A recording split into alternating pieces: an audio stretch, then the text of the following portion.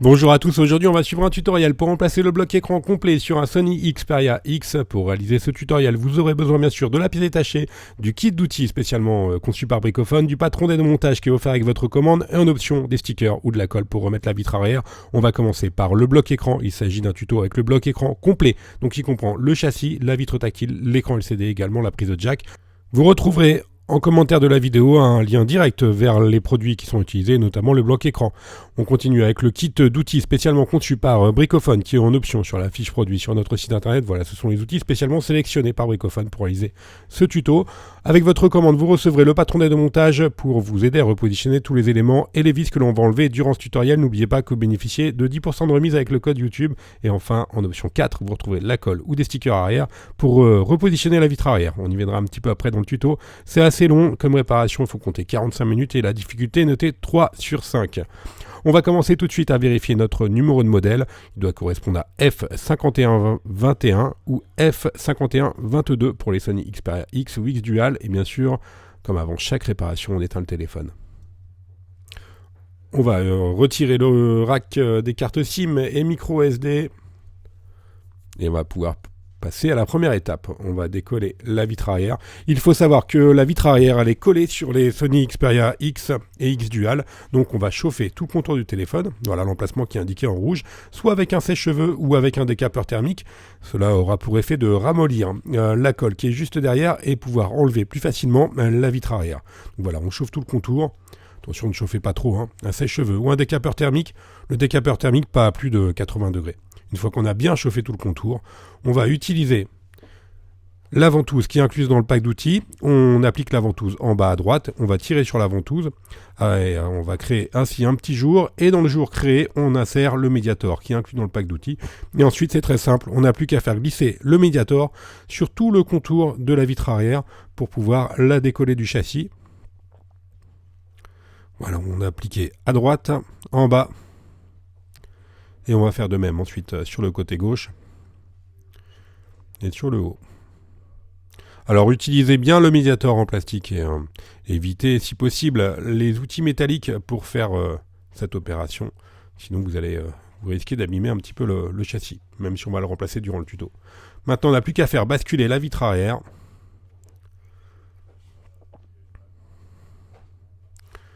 Là on va désengager la partie haute.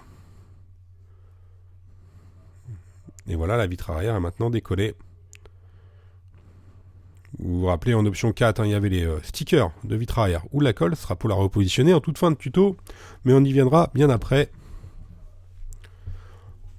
Maintenant, on va passer à la deuxième étape. On va retirer la carte mère. On va commencer par déconnecter la batterie en premier. Ensuite, on va faire de même pour la caméra arrière.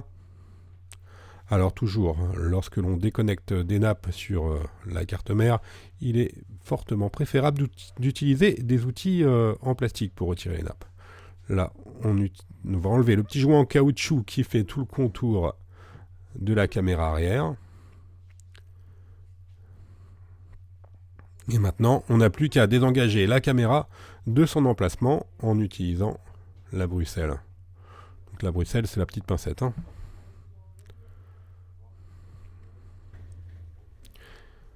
Maintenant, on va retirer les vis avec notre tournevis cruciforme. Donc les 3 vis du bas qui maintiennent un petit cache.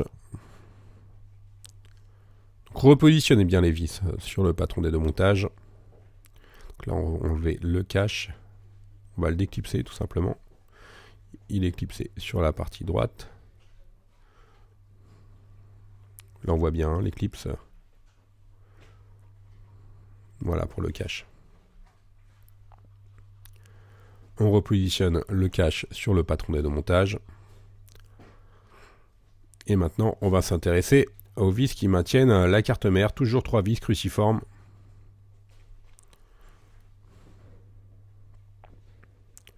On va déconnecter maintenant la nappe de l'écran qui est juste en dessous de la batterie. Et on va faire de même pour le connecteur de charge.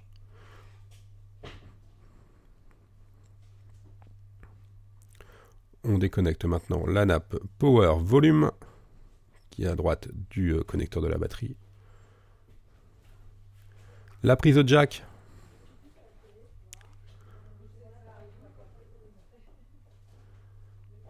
Et la nappe de la caméra avant.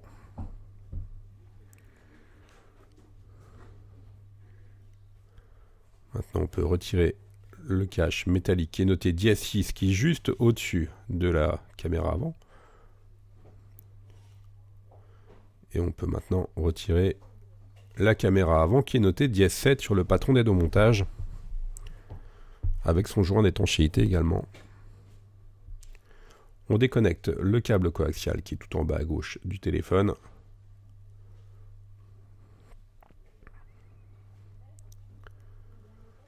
On va retirer maintenant l'élément qui est noté dièse 8. Alors repositionnez-les bien sur le patron d'aide au montage pour bien vous rappeler de leur emplacement, mais également de leur positionnement sur le châssis. On retire maintenant la carte mère.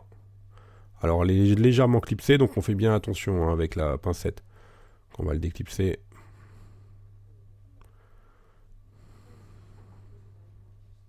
Là on utilise la pincette parce qu'elle est plus fine que les outils en plastique pour retirer la carte. On l'a désengagée à partir de la droite. Et maintenant on peut la retirer. Elle est notée dièse 9 sur le patron d'aide au montage, la carte mère. Maintenant on va pouvoir retirer la batterie. Alors la batterie elle est collée avec des adhésifs. Donc on va devoir tirer sur les adhésifs, et les adhésifs, on voit ces deux petites languettes noires. Voilà, maintenant on tire dessus le plus à l'horizontale possible. Voilà, il faut juste avoir une petite prise, et ensuite on va tirer progressivement sur les adhésifs.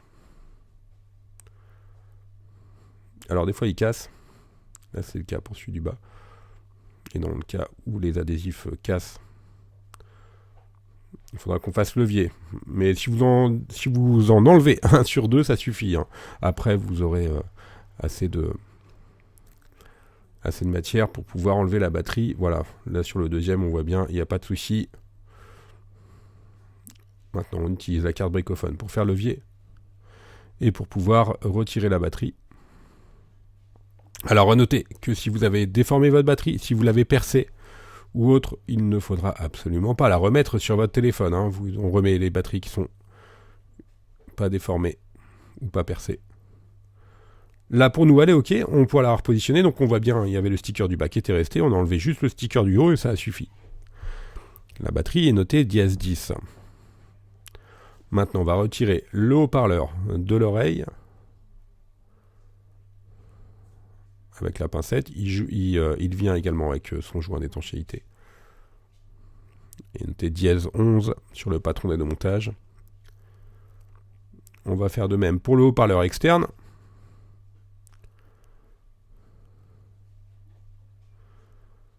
Voilà le haut-parleur externe. Et on en profite pour retirer également le connecteur de charge, qui est lui assez facile à changer. Le connecteur de charge, on n'est pas obligé d'enlever toute la carte mère, mais là c'est un tuto changement d'écran. On va retirer la vis cruciforme qui maintient la nappe power.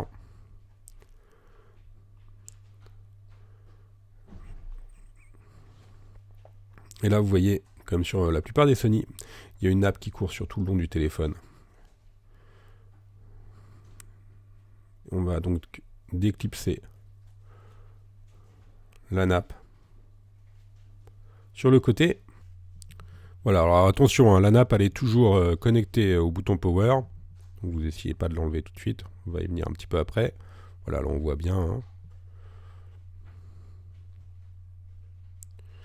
Maintenant on n'a plus qu'à désengager du châssis le connecteur du bouton power.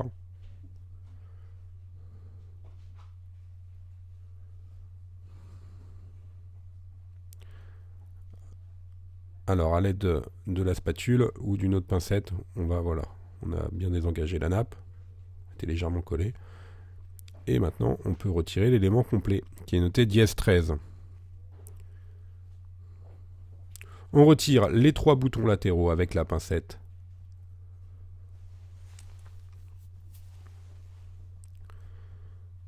Voilà pour le premier, pour le power, pour le volume. On va faire de même. Alors c'est la partie la plus délicate du tuto, la nappe power. Mais bon, il n'y a pas de difficulté vraiment insurmontable hein, à ce niveau-là. Voilà, on a retiré les 3 boutons. On retire le support métallique de la caméra arrière. Donc là, en fait, on va retirer le but de tout ça, c'est de retirer tous les éléments pour pouvoir les repositionner sur notre nouveau châssis. On décolle le support du haut-parleur interne, le TDS12.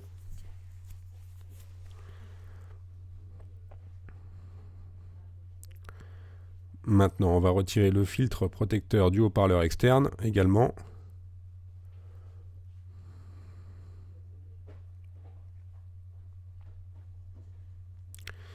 Et on va pouvoir directement passer au remontage. Donc c'est très simple, on va repositionner tous les éléments que l'on a enlevés précédemment. Là on commence par le haut-parleur interne, le T-11, donc on a remis le joint.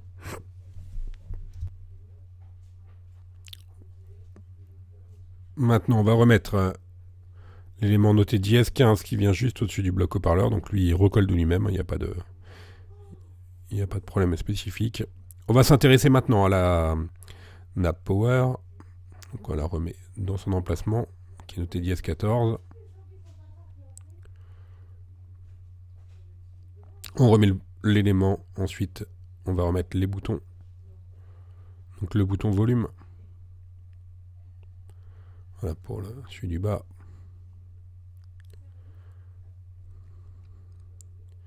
On remet la nappe noté 13. Alors on doit reconnecter le bouton power.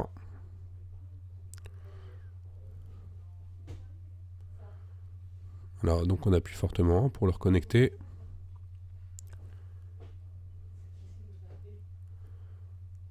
Et ensuite on va reclipser la nappe.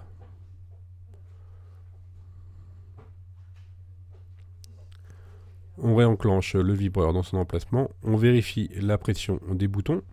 Donc on doit bien les entendre clipser. Sinon c'est qu'il y a un petit problème au niveau de montage. Donc vous devez refaire le montage. On remet le connecteur de charge qui est noté 16.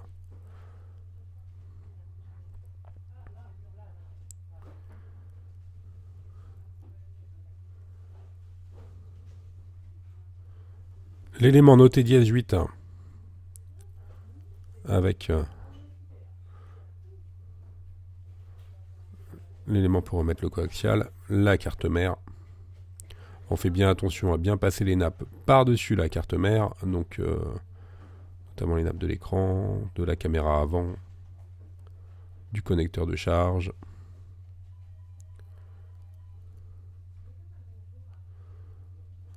Voilà, on refixe le connecteur dock de charge. On va faire de même pour le petit coaxial.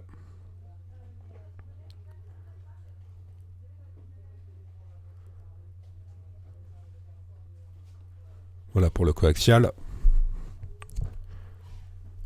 Et ensuite, l'écran LCD.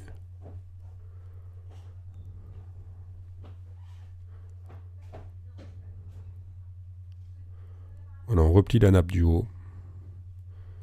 Et on va ensuite la reconnecter. On va faire de même pour la nappe des boutons latéraux.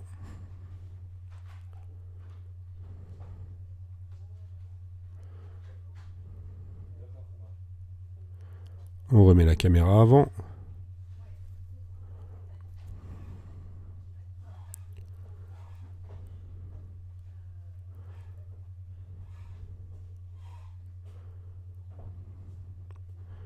On va ensuite remettre le cache latéral et du bas à droite. Donc lui, il se reclipse. Et on n'a plus qu'à revisser nos vis cruciformes. Donc je vous rappelle les vis noires en bas et les vis argentées en haut.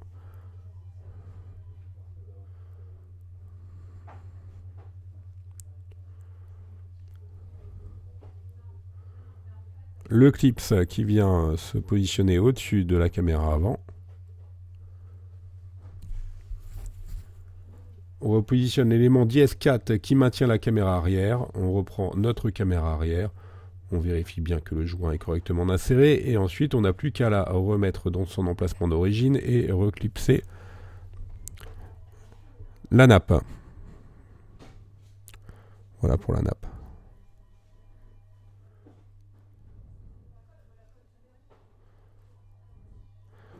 On va reprendre notre batterie. Donc nous on a remis un tout petit peu de double face. Si vous considérez que le double face n'est pas assez important, celui qui vous reste, celui d'origine, vous pouvez remettre celui d'origine.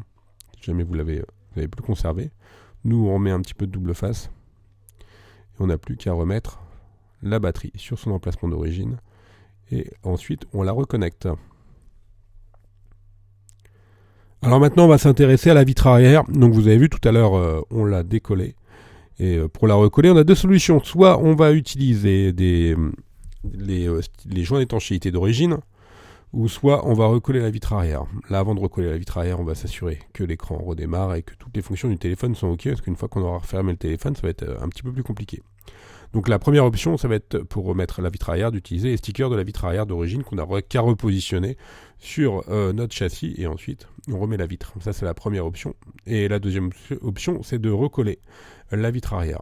Alors, moi je vous conseille plutôt de mettre des stickers que mettre de la colle. Nous on a mis de la colle dans le tuto, tout simplement parce que les stickers n'étaient pas encore disponibles à la vente. Il faut savoir qu'on fait les tutoriels très rapidement après la sortie des téléphones, donc on n'a pas encore toutes les pièces détachées, et là en l'occurrence on n'avait pas encore les stickers arrière, mais la méthode de collage elle fonctionne également. Là on a mis de la colle sur tout le contour, c'est de la colle B7000, vous la retrouverez en option, et on n'a plus qu'à ensuite appliquer la vitre arrière. Au niveau esthétique, les deux seront exactement pareils. Par contre, la colle, si vous la mettez mal, si vous la positionnez mal, vous pouvez perdre un petit peu en étanchéité. Si vous n'avez pas appliqué un filet de colle partout, sur tout le contour, vous allez perdre un petit peu en étanchéité sur le téléphone. Voilà, le tuto est maintenant terminé. Je vous remercie d'avoir suivi ce tutoriel. On va faire maintenant un petit récapitulatif de tous les outils que l'on a utilisés durant ce tuto. Donc je vous rappelle, en premier, c'est la vitre complète avec l'écran LCD, le châssis. En deux, en option, vous avez retrouvé également les outils, tous les outils qu'on vous a présentés. Attention, il n'y a pas les cutters qui sont également en option. Donc vous retrouvez la ventouse, le levier en nylon double embout, ça c'est tout ce qui est dans les outils spéciaux pour le Xperia X, le Mediator en plastique et la carte PVC bricophone pour retirer la batterie. Vous retrouvez également bien sûr le tournevis cruciforme et la spatule en plastique pour déconnecter les nappes sur la carte mère et la pincette. Vous retrouverez également en option un patron magnétique universel, les stickers arrière et la colle.